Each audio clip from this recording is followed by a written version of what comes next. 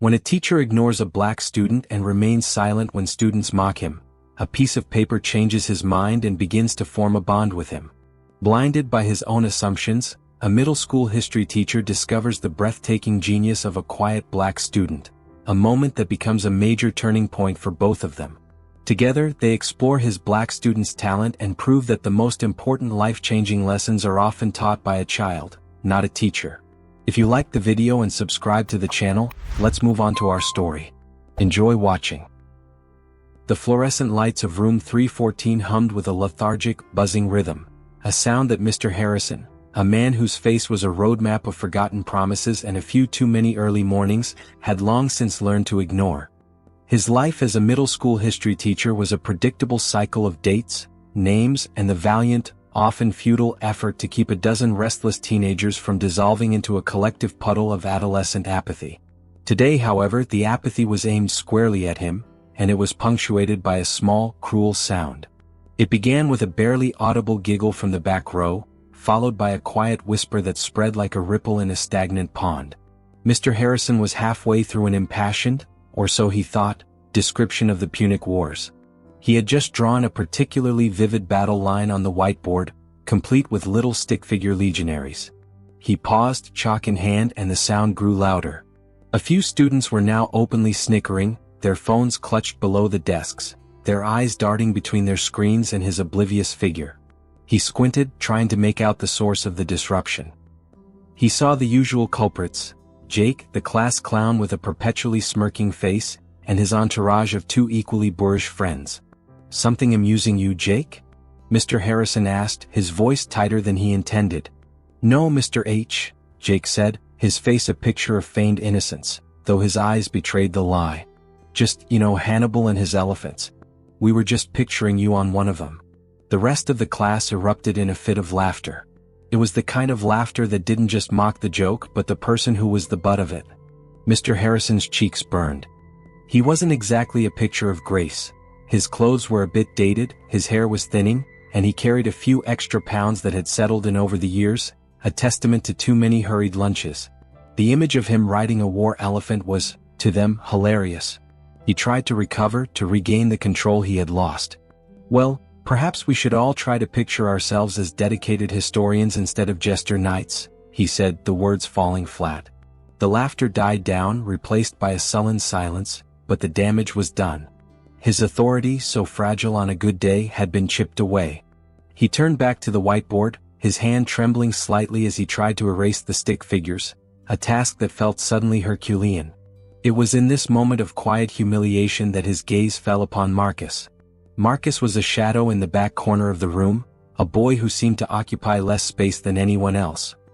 He was a small, thin black child with eyes that were always downcast, hidden beneath a shock of curly, dark hair. He was an anomaly in Mr. Harrison's class.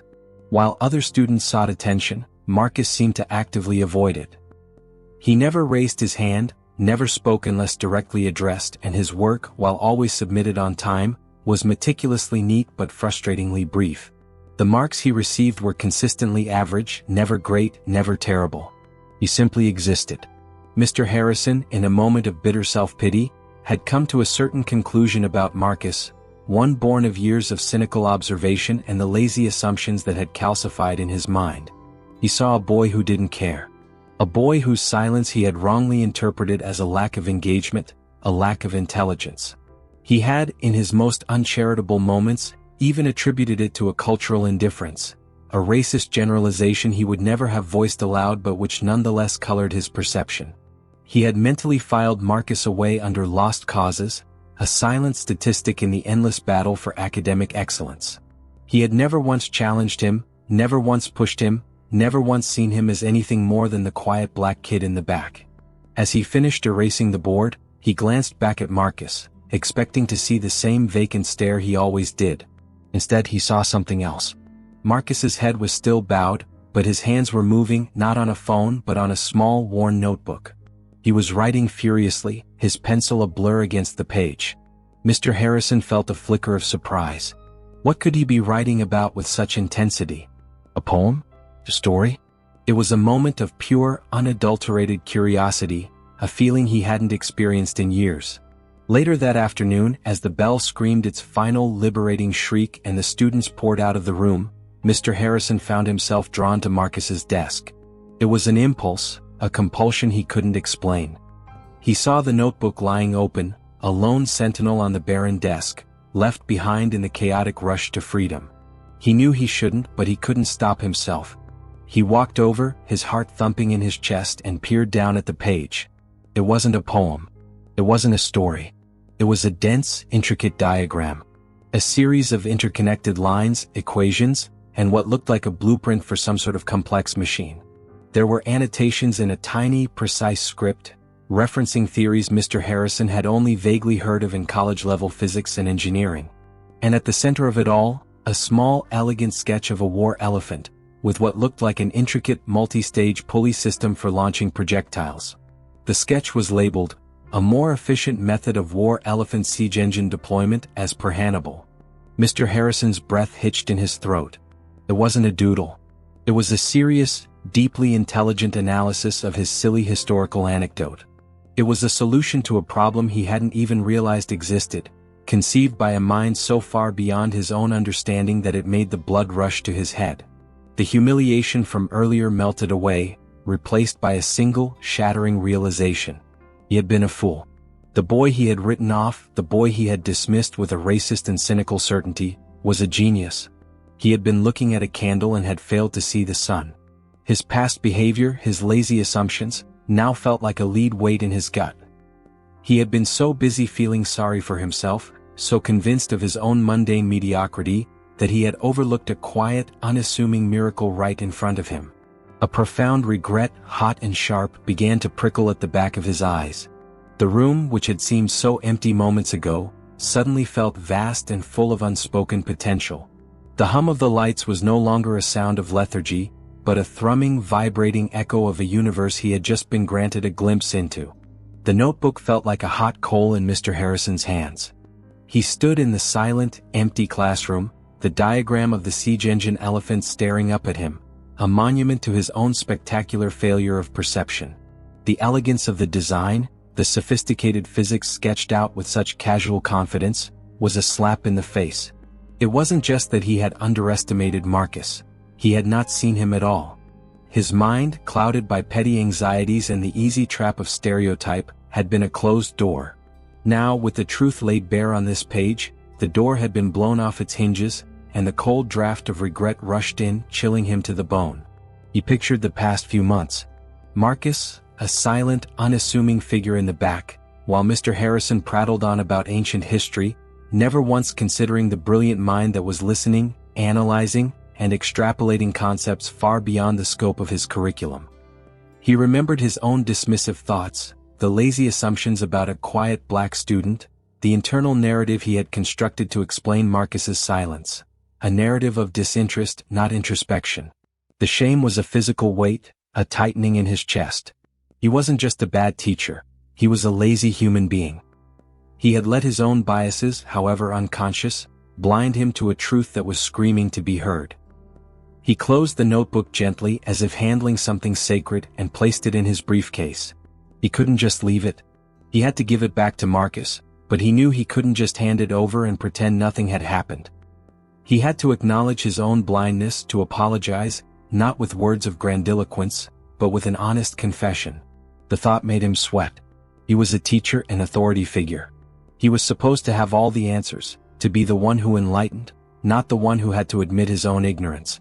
The next morning, Mr. Harrison felt a nervous energy he hadn't experienced since his first day of teaching.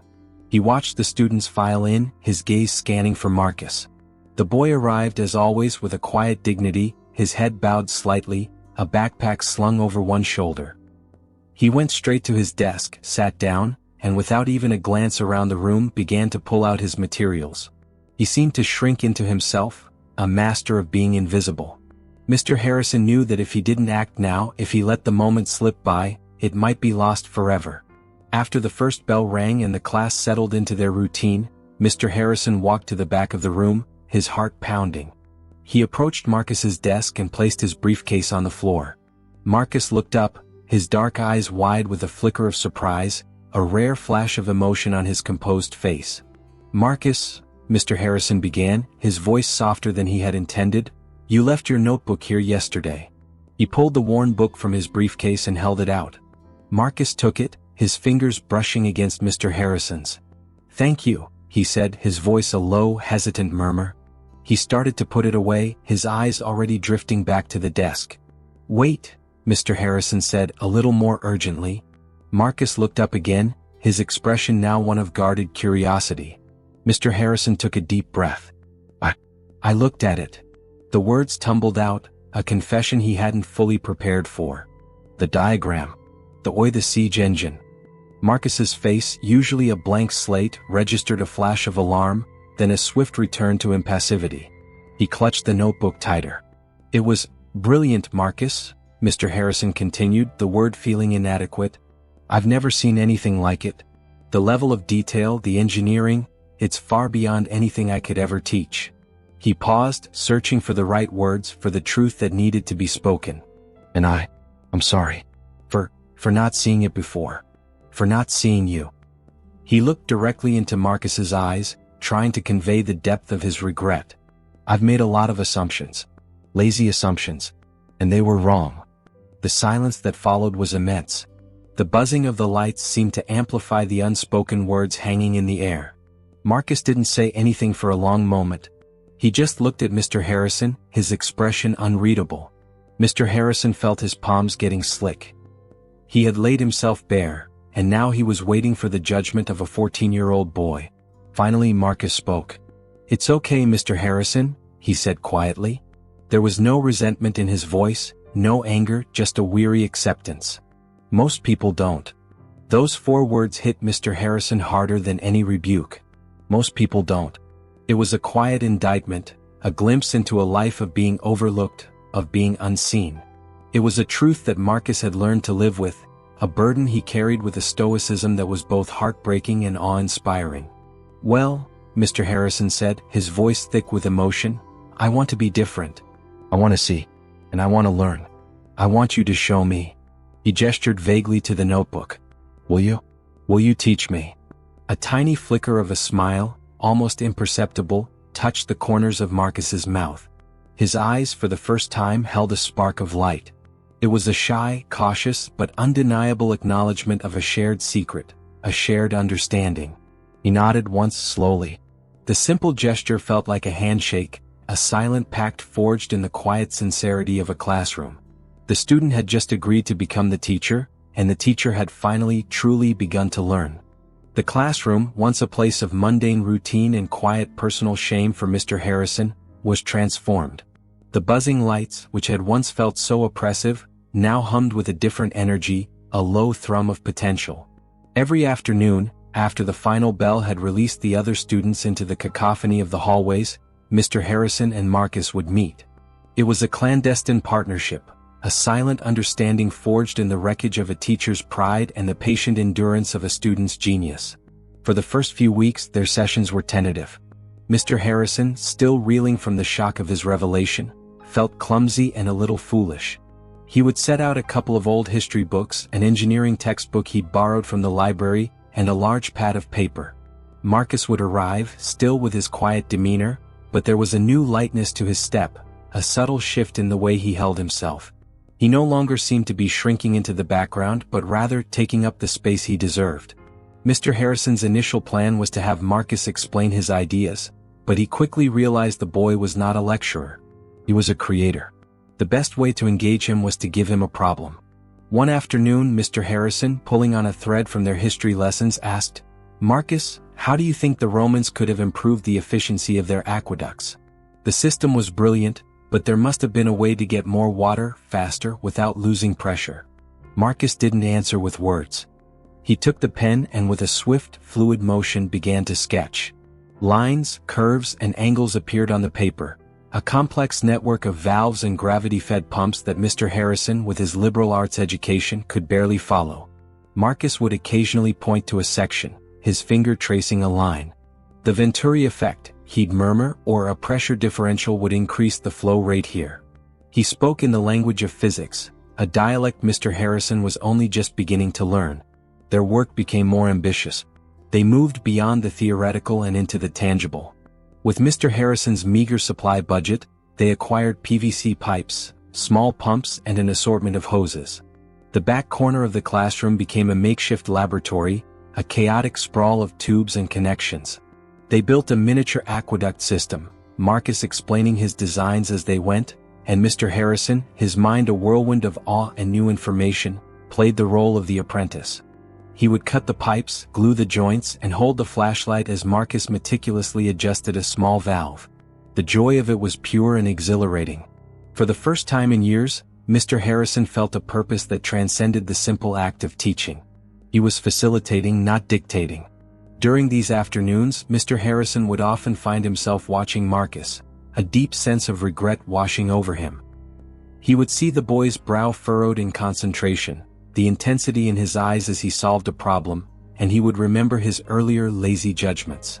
He would remember the weeks he had let Marcus sit in the back, a silent genius, while he had been so caught up in his own petty drama.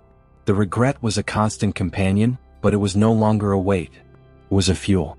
It pushed him to be a better man, to ask more questions, to listen more intently, to see with a clearer, more humble gaze.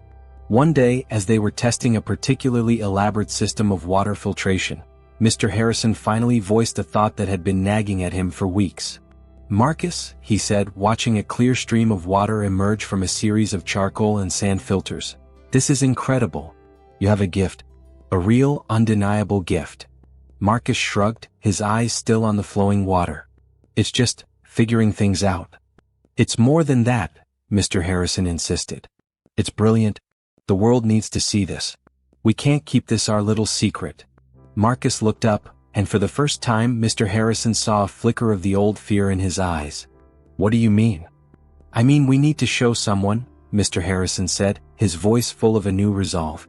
"The principal. A science fair. A competition. There are people out there who can help you, who can give you the resources you need to build bigger, to invent." The idea seemed to overwhelm Marcus. He looked away, his gaze falling on the small, intricate machine they had built. I just like to build things," he said softly, his voice full of the old hesitation. Mr. Harrison understood. The boy had been invisible for so long, the idea of being seen, of having his quiet world exposed to the noisy, often cruel judgments of others, was terrifying. But Mr. Harrison knew with a certainty he had rarely felt in his life, that he couldn't let Marcus hide any longer. Not just for Marcus's sake, but for his own redemption. He had missed his chance once. He would not make the same mistake again. "We can do it together," Mr. Harrison said, his voice firm but gentle. "I'll be right there with you. We'll show them. We'll show them everything." The words were both a promise and a pledge, a commitment to a partnership that had, in the quiet solitude of an after-school classroom, become the most important thing in his life. The decision to enter the citywide middle school science fair was less a choice and more an inevitability. It was the natural culmination of their clandestine after-school sessions. The back corner of room 314, with its sprawl of PVC pipes, pumps and tangled wires, had become a pressure cooker of innovation. Mr. Harrison, once a man who measured his days by the slow march of ancient civilizations, now measured them by the progress of their project. He was no longer just an observer, but a participant, a partner in a shared creation. Their initial aqueduct prototype had been refined, rebuilt, and polished. Marcus, with Mr. Harrison as his dedicated assistant, had engineered a more sophisticated system, one that didn't just move water, but purified it using a multi-stage filtration process he had designed from scratch. The final project was a marvel of miniature engineering. A small, battery-powered pump drew murky water from a reservoir, sending it through a series of clear tubes. The water would then pass through different chambers, a charcoal filter, a sand and gravel bed, and a final UV light array, before emerging into a collection tank, perfectly clear and clean. The entire process was visually compelling, a testament to Marcus's brilliant mind made manifest. Mr. Harrison's contribution, aside from the manual labor and supply acquisition, was the presentation board. He had taken on the task of explaining Marcus's complex physics in simple, accessible terms, a challenge that revitalized his own teaching skills. He spent hours researching the principles Marcus had shown him, learning about fluid dynamics and the science of filtration, all so he could accurately represent his partner's genius. As they worked, Mr. Harrison felt a profound, almost dizzying sense of pride. He would watch Marcus, his brow furrowed in concentration as he fine-tuned a valve, his fingers nimble and precise, and the old, corrosive shame would return, but it was different now. It was no longer a paralysis. It was a memory, a ghost of the man he used to be. The quiet boy who sat in the back of his classroom, whom he had dismissed with such careless indifference, was now standing beside him, a beacon of intellect and potential.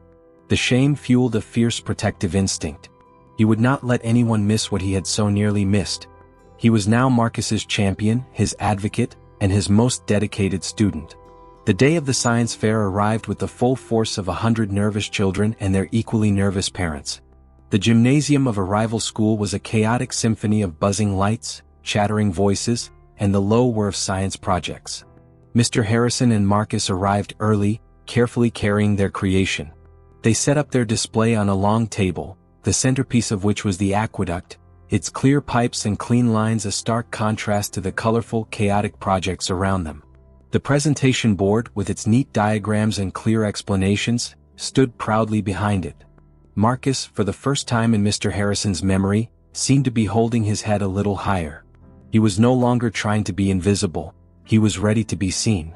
As the gymnasium filled, Mr. Harrison and Marcus stood beside their project, a quiet island in a sea of activity. He felt a moment of unease as he scanned the room and saw familiar faces. A few of his colleagues were there, shepherding their own students. He saw Mrs. Jenkins, the head of the science department, a formidable woman who had always treated him with a polite, but unmistakable, condescension. And then he saw them.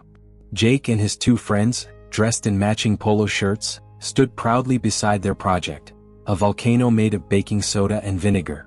It was a classic, and the boy, ever the showman, was already performing a practice eruption for a small crowd. Jake's eyes, ever scanning the room for an audience or a target, landed on them. He sneered, nudging his friend. The three of them started to make their way over. "Hey, Mr. Harrison," Jake said, his voice dripping with mock innocence. "Still playing with pipes, huh? Guess you're not so good with the history stuff after all." Mr. Harrison felt a flash of anger, but he held it in check. He looked at Marcus, who, to his surprise, remained completely still. He didn't shrink, didn't look away. His gaze was fixed on their project. Mr. Harrison stepped forward, a barrier between the bully and the boy. "Jake, this is a science fair," Mr. Harrison said, his voice low and firm. "Not a comedy club. Maybe you should focus on your own project." Jake opened his mouth to retort, but a sudden hush fell over the crowd. The first judge was beginning her rounds. She was a woman in a crisp white lab coat, her face a mask of professional seriousness. She was headed straight for their table. Marcus, without a word, reached out and flicked a small switch. The pump whirred to life, and the first trickle of murky water began its journey through his meticulously designed system. The woman in the lab coat stopped in front of them, clipboard in hand, a flicker of curiosity in her eyes. The moment had arrived. The quiet boy from the back of the classroom was finally ready to speak, and the world was about to listen. The woman in the white lab coat, her name tag identifying her as Dr. Elena Vance, stopped in front of their project. Her gaze, sharp and analytical, swept over the aqueduct system, her eyes lingering on the clear, flowing water and the intricate series of filters. She didn't say anything at first, simply observed, her clipboard held loosely in one hand.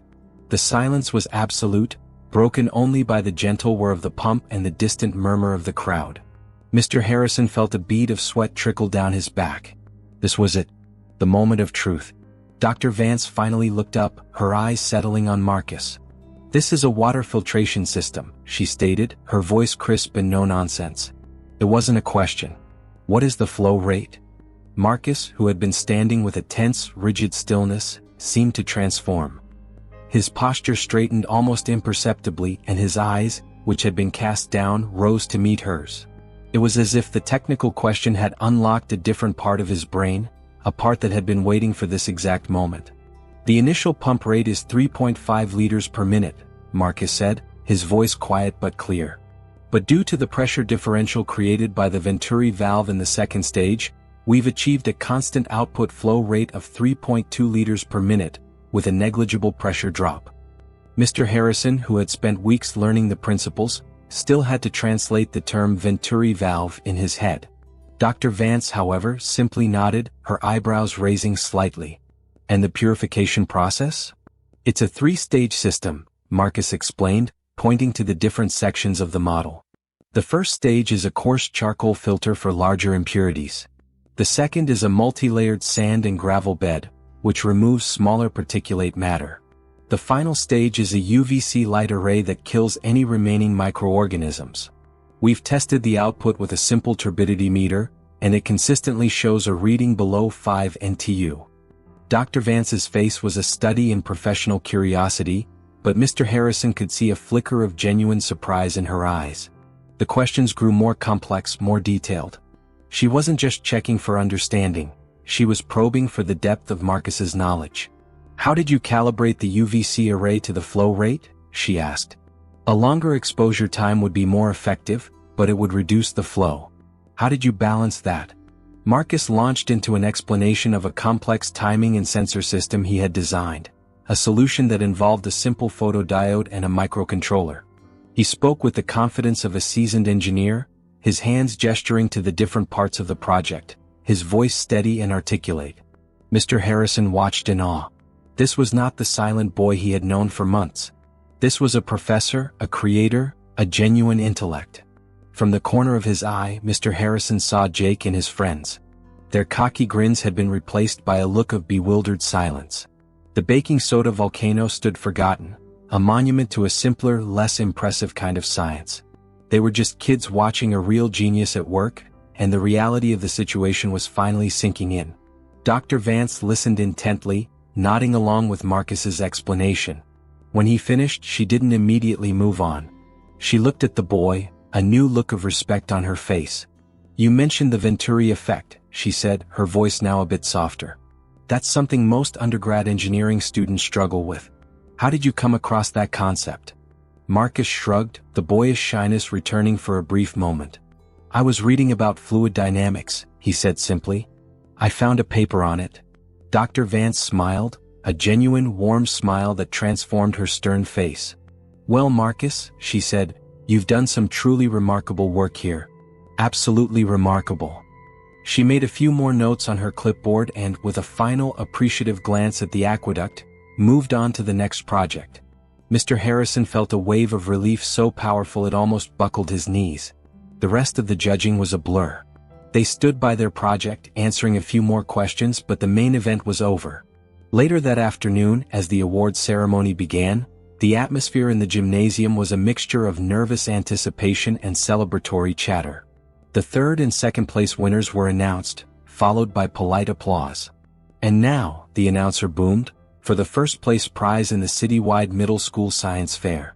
This year, the winner is for a project that showed not only a deep understanding of scientific principles, but also an incredible level of practical real-world application. The prize goes to Marcus Jones for his advanced water filtration system." The gymnasium erupted in a thunderous wave of applause. Mr. Harrison felt his heart swell with a joy so intense it felt painful. He looked at Marcus, who for the first time was not looking down. His face was a mixture of shock and a quiet, radiant pride. He walked to the stage, accepted his trophy, and shook hands with the judges, including Dr. Vance, who gave him a knowing smile and a firm handshake. As they packed up their project later, Dr. Vance approached them again.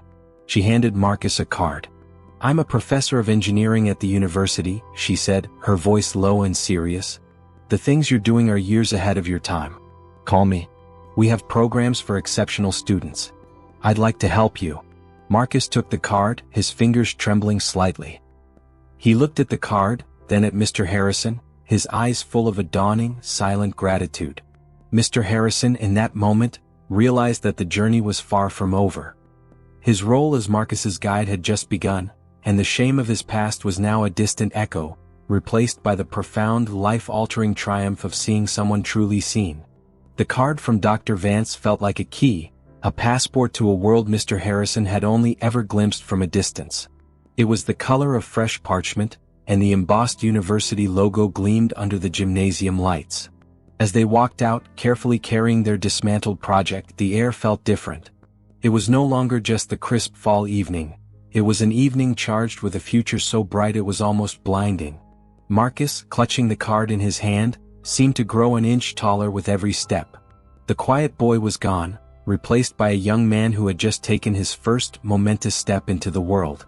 Mr. Harrison, in the passenger seat of his beat-up sedan, glanced at Marcus, who was staring out the window, the glow of the streetlights flickering across his pensive face. "So," Mr. Harrison said, breaking the comfortable silence, "a professor's card. What do you think?" Marcus turned to him, a small smile playing on his lips. "I don't know," he said softly, a hint of awe in his voice. I never thought anyone like her would see me." The words were a direct hit to Mr. Harrison's gut. He remembered his own blindness, his own failure to see. He knew, with a certainty that was both liberating and deeply humbling, that he could never truly atone for his past assumptions. But he could, in some small way, help ensure Marcus was never unseen again. His regret was no longer a personal burden. It was a mission. Over the next week, the plan unfolded with a dizzying speed. Mr. Harrison, acting as a liaison, called Dr. Vance and arranged a meeting. He sat with Marcus and his parents, a quiet, serious couple who, though proud, were also apprehensive about this sudden, overwhelming shift in their son's life.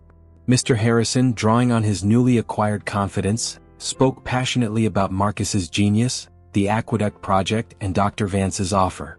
He was no longer just a teacher but a champion, an advocate fighting for a future he believed in more than his own. The meeting with Dr. Vance was held at her office on the sprawling university campus.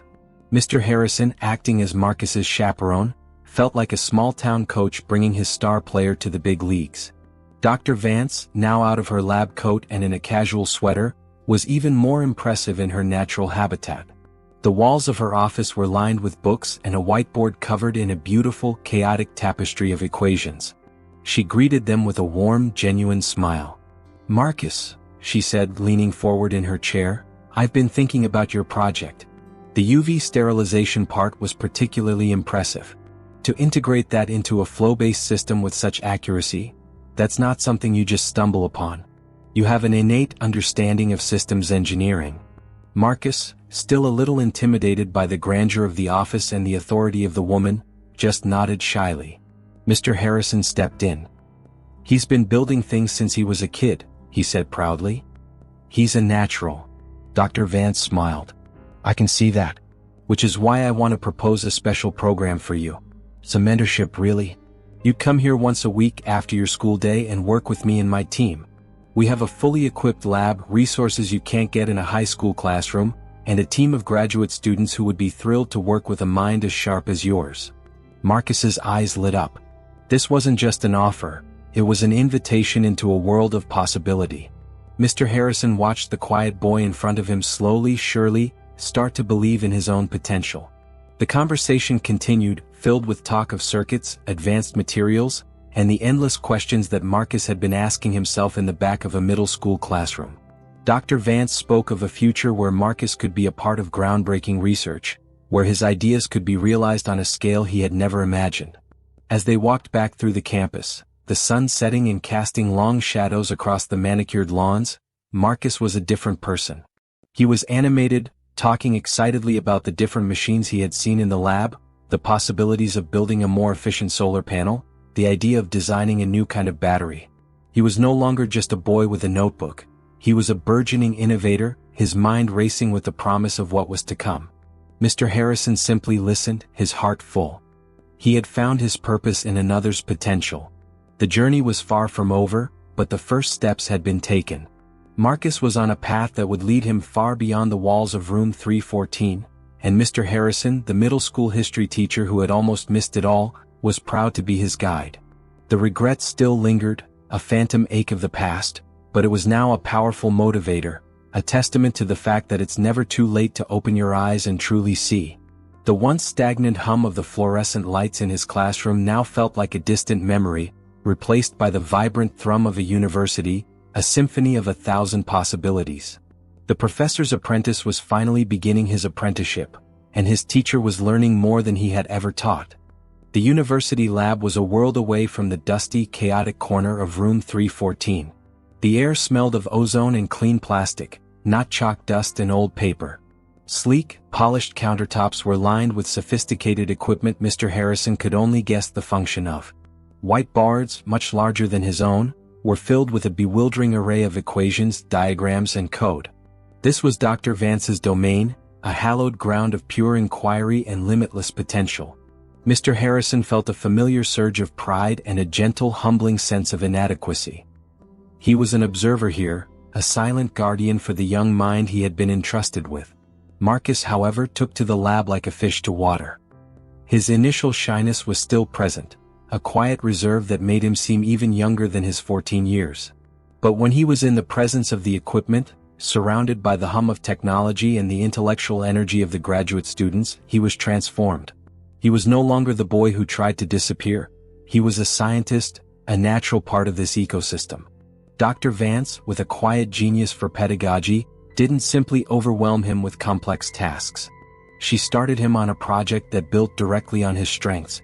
"Marcus," she said on his first day, gesturing to a complex-looking solar panel array on a workbench, "this is a small-scale solar power system we're developing for disaster relief. It's effective, but we're struggling with a way to optimize its energy output during cloudy days. We have a backup battery system, but the efficiency isn't what we'd like. I want you to look at the system and see if you can find a way to improve the charging algorithm. The goal is to maximize the battery's charge even with inconsistent sunlight." The task was a monumental one, but it was exactly the kind of puzzle Marcus thrived on. He didn't immediately jump into the work. He spent the first few days simply observing, walking around the lab, his hands in his pockets, his eyes taking in everything. He watched the graduate students work, listened to their conversations, and absorbed the environment. Mr. Harrison, who drove him to the university and waited in the nearby library, would watch him from a distance, seeing the subtle but powerful shift in his demeanor. The boy who had been a shadow in the back of his classroom was now a part of a team, a quiet but potent presence in a world of high-level thinkers. Soon Marcus began to get his hands dirty. He started by meticulously charting the system's output under different light conditions, taking pages of careful notes. He then began to sketch, not on a small notebook this time, but on a large empty whiteboard Dr. Vance had given him. He drew flowcharts, diagrams of logic gates, and a series of complex mathematical equations. The graduate students, initially skeptical of the child in their midst, began to take notice. They would walk by, glance at the whiteboard, and then stop, their faces shifting from polite indifference to genuine curiosity. One afternoon, a graduate student named David, a kind but harried young man with glasses and a perpetually tired expression, approached Marcus. "Hey, I was looking at your notes," he said, gesturing to the whiteboard. "You've got a series of nested, if/then statements here for the charging algorithm. I've been trying to figure out a way to do that for weeks, but I keep hitting a wall with the processor speed." Marcus, with his usual quiet precision, began to explain his idea. He wasn't using a typical algorithm. He had devised a predictive model based on historical weather data and atmospheric pressure readings. It was a probabilistic approach that allowed the system to anticipate changes in cloud cover and adjust the charging rate accordingly, thus optimizing the battery's intake. The explanation was so clear, so simple in its elegance, that David's tired expression was replaced with a look of stunned admiration. That's brilliant," David said, a genuine smile spreading across his face. "Why didn't I think of that? It's a complete game changer." The words were a balm to Mr. Harrison's soul. He had heard Dr. Vance's praise, but to hear it from a peer, from someone in the trenches of the work, was different. It was validation, proof that Marcus belonged here. He had been a silent genius for so long, and now, finally, his voice was being heard. Mr. Harrison, sitting in the quiet library, felt a tear prickle in his eye. His shame was not gone, but it had been transformed. It was now a part of his story, a memory of a lesson he had learned so that another could fly. He drove Marcus home that night, the car filled with the boy's excited chatter about his progress. He spoke of new ideas, new challenges, and a future that felt tangible and real. Mr. Harrison listened, and for the first time in his life, he didn't feel like a middle school teacher stuck in the past.